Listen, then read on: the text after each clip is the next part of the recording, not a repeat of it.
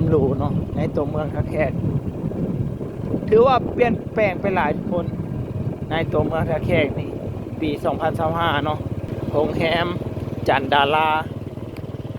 โรงแรมสร้างใหม่เนาะตึกหลังนี้ทุกคนใกล้จะสำเร็จแล้วเนาะทางนี้ก็ถือว่าเป็นเส้นศูนย์การค้าเนาะกำลังก่อสร้างทุกคนเป็น4 เลนบัดนี้สบายดีทุกคนมื้อนี้มาพบกับค่อยบ่าวเต่าบ่าวขมวลเนาะเดี๋ยวมื้อนี้ค่อยจะพาทุกคนไปเลาะชมตัวเมืองท่าแขกในปัจจุบันเนาะเดี๋ยวไปรับชมนำกันเนาะว่าจะเป็นจังไดเดี๋ยวค่อยจะพาทุกคนเลาะชมบรรยากาศในตัวเมืองท่าแขกเนาะเส้นทางทางในก็ห้านเปิดใหม่ก็มีหลายห้านเนาะทุกคนเนาะแล้วก็ปัจจุบันนี้ก็มีดอกไฟเยืองทางเนาะทางในคอยไปไกลๆบ่รู้ว่าจะเห็นหรือบ่เนาะเดี๋ยวไปเบิ่งไกลๆนำกันเนาะห้านชินดาดโชคชัยผมเป็นห้านชินดาดห้านปิ่นงัวนี่แหละงัวขุนเนาะทุกคนเนาะตัวเมืองท่าแขกก็น่าจะใหญ่ที่สุดในแขวงขมวดเนาะทุกคนเนาะ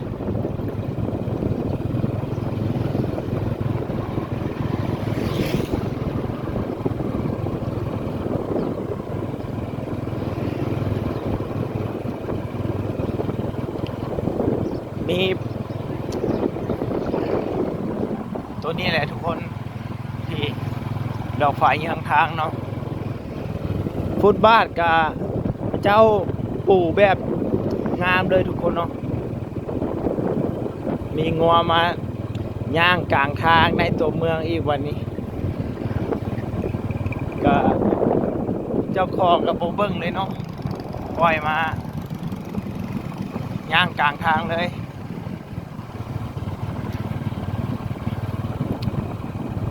อ่านกระแลมทุกคนอ่านทอดไก่เอาพี่ก็หานเปิ้นใหม่ทุกคนนี่หานมิซูบ่ซื้อมาเนาะห้องหมอทุกคนทางนี้ห้องหมอของตัวเมืองท่าแขกโรงเรียนม.ปลายท่าแขกเนาะศูนย์ ICT ก็อยู่ในจุดนี้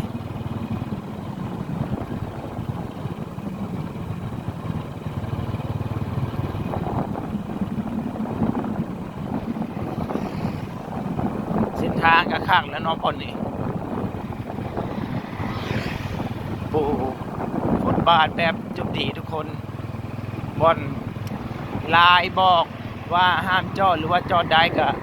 มีเนาะทุกคนเนาะ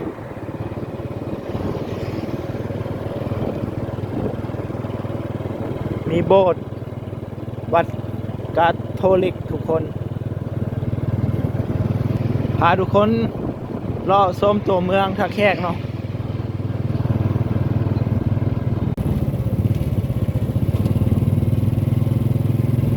ตัวเมืองท่าแขกก็ถือว่า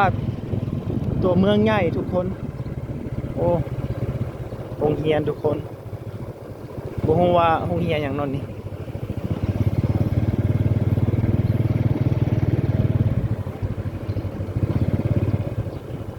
โรงเรียนมิตรภาพลาวเวียดทุกคนบ่ฮู้ว่าเพิ่นน้องๆเพิ่นจัดกิจกรรมอย่างน้องกินนี่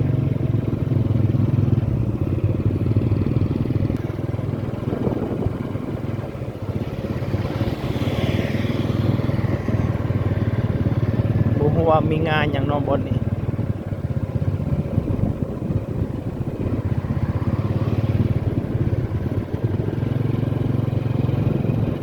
สี่แยกไกลโรงแรมรีเวอร์เลียเนาะ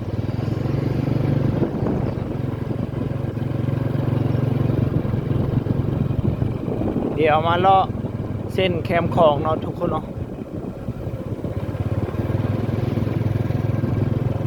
อันเศร้ารถจักร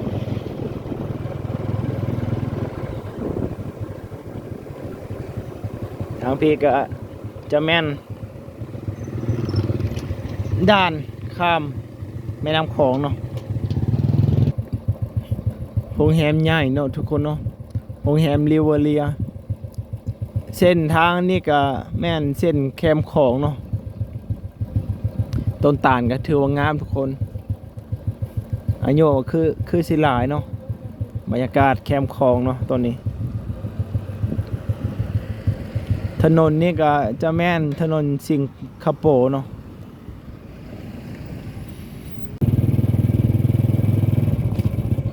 เซ็นเตอร์พอยต์เนาะทุกคนเนาะมื้อนี้บ่ฮู้ว่าเพิ่นปิดหรือบ่เนาะบ่เห็นคนว่าเปิดร้านเนาะเส้นแคมของโรงแรมสุขสมบูรณ์ทางพี่ก็จะมีหอหลักเมืองท่าแขกเนาะแล้วก็วัดทุกคนโรงแรมแม่ของโรงแรมหรูเนาะในตัวเมืองท่าแขกถือว่าเปลี่ยนแปลงไปหลายทุกคนในตัวเมืองท่าแขกนี่ปี2025เนาะพาทุกคนมารับชมตัวเมืองท่าแขกในปี2025เนาะว่าเปลี่ยนแปลงไปหลายสำหรับเนาะจากแต่เก่าสวยงามขึ้นหรือบ่เนาะทางพี่ก็ร้านค้าไม่หลายร้านทุกคน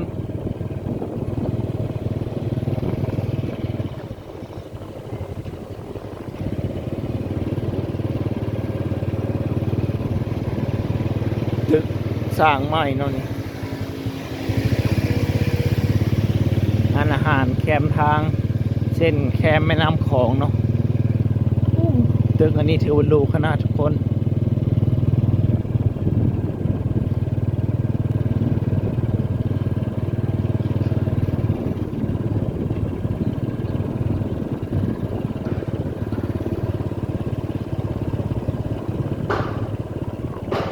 ตึกสร้างใหม่หลายตึกทุกคนเลย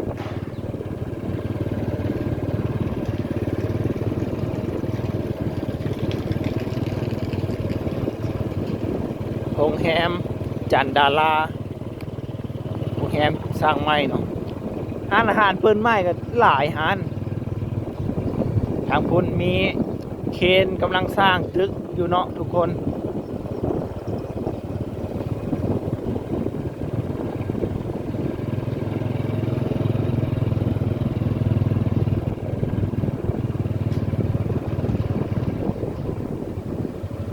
ทางพีม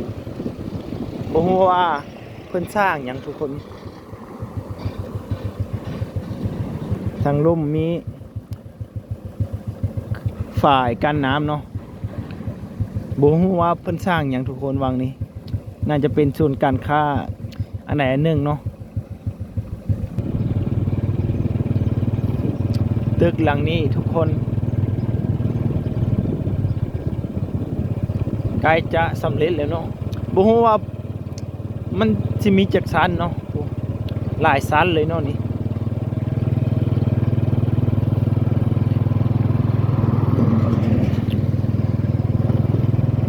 ตึกนี้น่าจะหรูเนาะการสร้างตึกทุกคน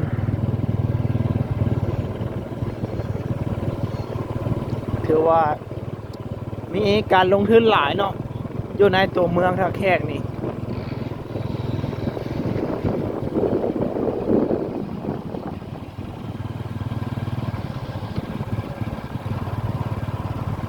แล้วพี่ก็บ่ฮู้ว่าแม่นสำนักงานอย่างเนาะ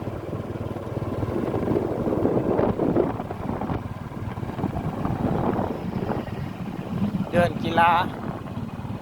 แขวงขมวน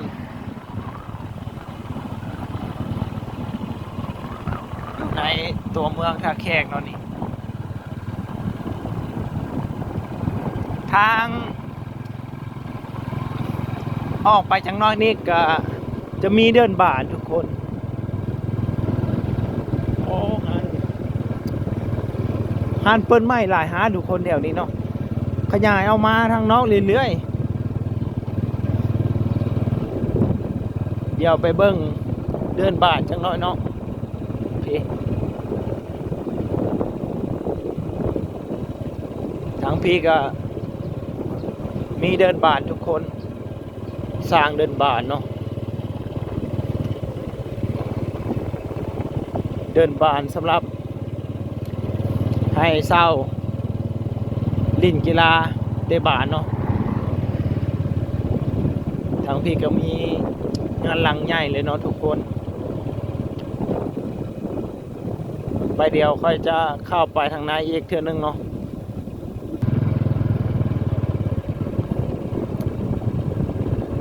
มีหานนี้หานเปิดใหม่ทุกคนหานเปิดใหม่ว่างคุกเก้าเนาะสมัยสงคราม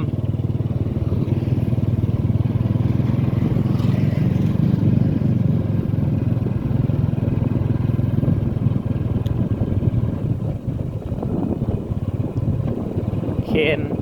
สำหรับสร้างตึกนี่ก็หลายชั้นทุกคน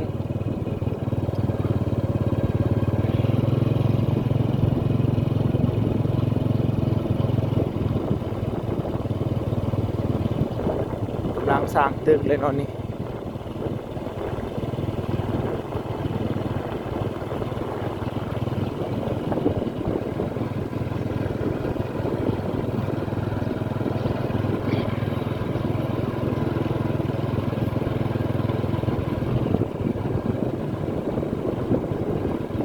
ร้านอาหารเวสตาอันนี้ก็แม่นร้านอาหารหรูเนาะอยู่ในตัวเมืองท่าแขกหากเปิดว่างปี2024นี้เนาะ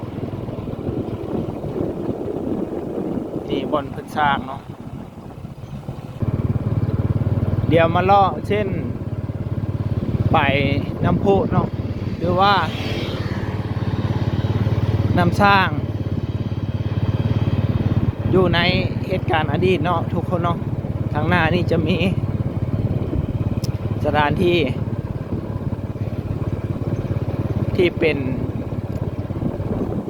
เหตุการณ์ในอดีตเนาะตึกเก่าๆก็ยังมีอยู่เนาะทุกคนเนาะเช่นนี่แหละทุกคน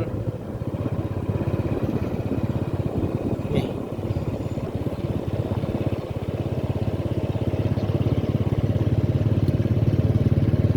น้ำพุจะลึกวันประวัติศาสตร์เนาะตึกเก่าๆยังทันทึกดัดแปลงเป็นตึกใหม่เนาะทุกคนแถวนี้บางบ้านก็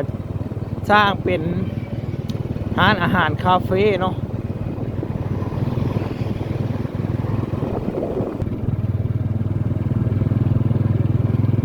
เดี๋ยวจะมาเลาะเส้นออกไปทางมหาไซยมราชเนาะทุกคนเนาะเช่นทางนี้ในใกล้จะฮอดเส้นทางเลขที่13เพิ่นมีการสร้างเส้นทางคอนกรีตใหม่เนาะทุกคนเนาะแต่เก้าเป็นเส้นทางหยางแต่ว่าเปลี่ยนเป็นเส้นทางคอนกรีตเดี๋ยวไปเบิ่งนำกันเนาะว่าเพิ่นสร้างสำเร็จแล้วหรือบ่เนาะ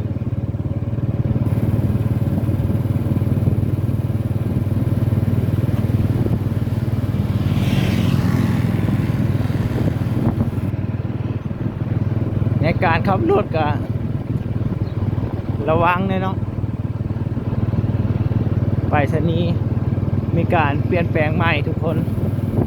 ของการไปรษณีย์แขวงคำม่วนเนาะเส้นทางนี่ก็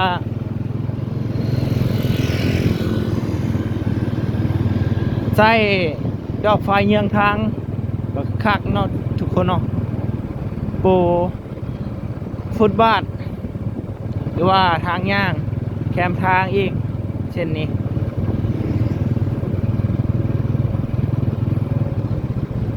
หากระปูได้ประมาณ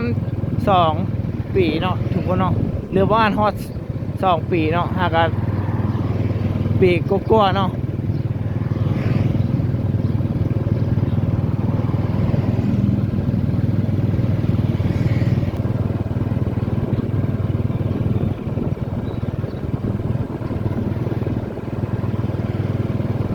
นี้ก็ถือว่าเป็นเส้นศูนย์การค้าเนาะ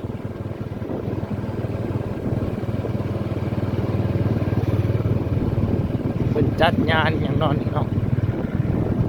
ทางข้างหน้าก็จะมีวงเวียนเนาะทุกคนเนาะ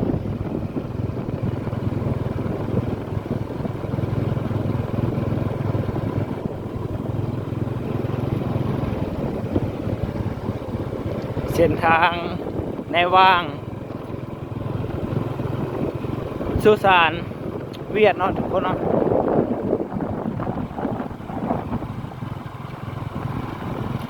แถวที่ภาษาเวียดเนาะลักซี่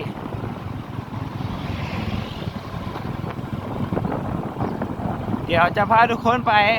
อัปเดตการสร้างเส้นทางคอนกรีตว่าได้สำใดแล้วเนาะกำลังก่อสร้างทุกคนเส้นทางคอนกรีตเนาะพอทางใกล้ชีสำเร็จแล้วทุกคนถือว่าคากเลยนี่มีเกาะกลางทางอีกเนาะ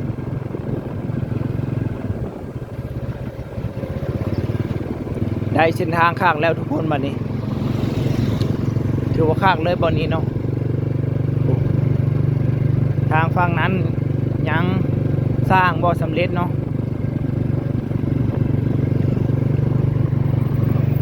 เป็น4 เลนบัดนี้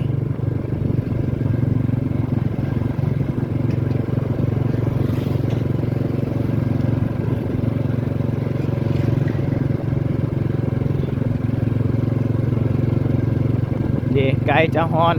เส้นทางเลขที่13เนาะเพิ่นสร้างมาได้ประมาณนี้แหละคักแล้วทุกคนบัดนี้